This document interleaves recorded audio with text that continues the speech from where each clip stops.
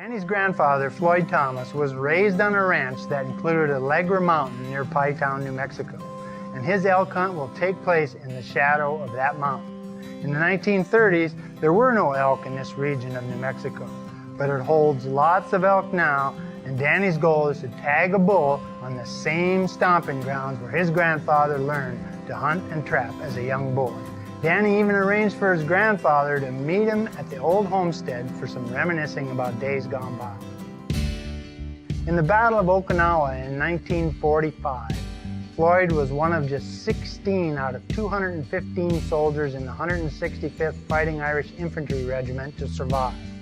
When the war ended, all he wanted to do was get home to the ranch and go hunting and fishing. He didn't think about any medals. But 61 years later, he was finally awarded a Bronze Star for bravery in that battle. It was greatly appreciated by a man who was known by friends and family as a force to be reckoned with. Do you remember when you guys moved up here? Did Grandpa Tommy and his crew build all of these outbuildings and the house and the sawmill over here? Yeah, we lived in tents for maybe a year. Lived in tents for a year. Down near the creek. I got my first gun here, my 22. Your first 22? Yeah. And you used to trap around here too, right? You trapped all kinds of critters? Oh yeah, all over. Why don't you tell me about your first deer that you shot up here on the saddle, on the east side of the mountain? Yeah, well, I was up on that side there. Right. I was rolling rocks off in the Quakies. Uh-huh. I run a bunch of deer out and they all went back. Right. I cut around the top and walked to the back and down and was sitting, and I could hear them. Hear them coming? Yeah, I mean, and they were coming slow, they're grazing. And one of them got within, thing, I shot it right in the eye. Oh. How old do you think you were? 10, 12? Maybe 10, 11. 11? Yeah, probably 11.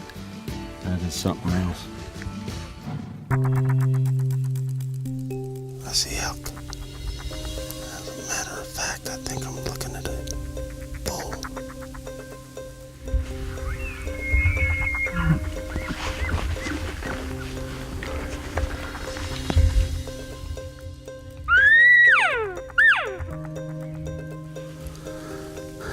Come on, dude, cooperate.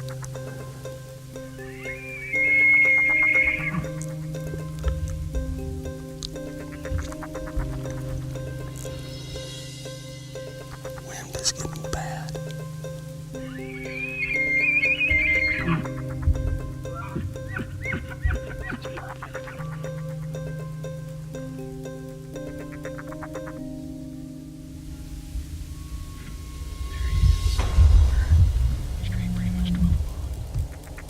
Okay, I got it. Yeah, I got it.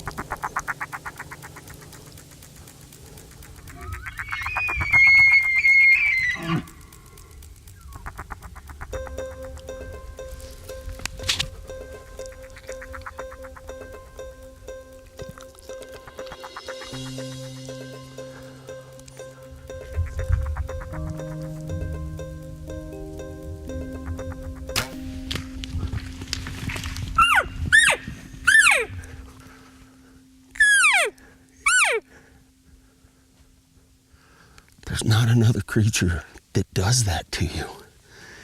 Your heart is beating so hard. That bull was gonna wind us at any minute. For me to do that right here underneath Allegra Mountain, this place that I've dreamed of my entire life, that I've heard stories about since I was a little kid. This one means a lot. It means a lot. Calling by yourself is hard when you don't have somebody up here behind you to keep one's attention. You're afraid to make a peep because they're so good at pinpointing exactly where you are. Oh, what a deal, what a deal. I just gave this bull about 25 minutes. Shot looked good to me. You never know. I could have swore I saw that Luminok disappear right behind the thing's shoulder. Looked like a heart shot, possibly. Like I said, you never know. Our cameraman Cody and I just walked around the tree just to go down here to where I shot. And I looked down here in the middle of that open field, and there's a dead elk right there.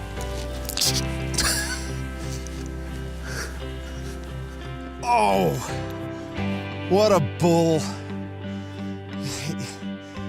He's a 5, he's only a 5, but man, I saw those great big bottoms when he was coming in, and I get revved up.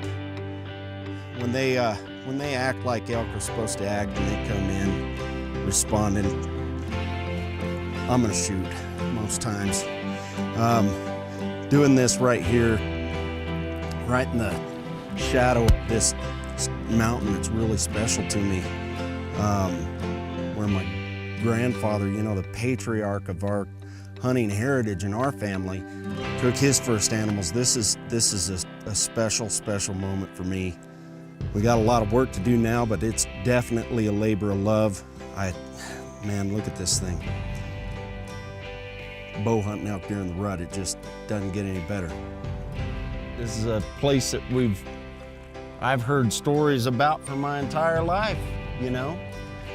And getting a chance to come up here and explore it and wander around it and everything and come up here with you is, I can't even hardly believe it.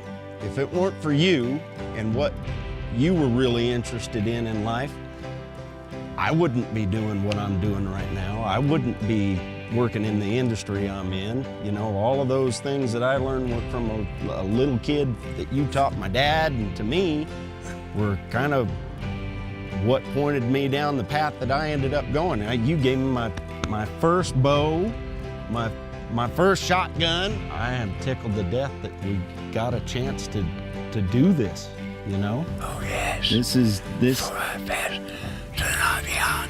I know. Sadly, Floyd Thomas did pass just a couple months later on, of all dates, December 7th, the anniversary of the attack on Pearl Harbor. He was 88. Few of us ever get to do what Danny and Floyd did on that sunny September day on the old homestead. They talked about their roots and recognized the contribution they made to each other's life. Floyd passed on knowing how much Danny appreciated his life. What more could anyone ask for?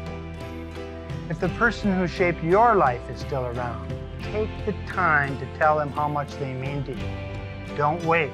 Tomorrow is not a promise. Thanks for joining.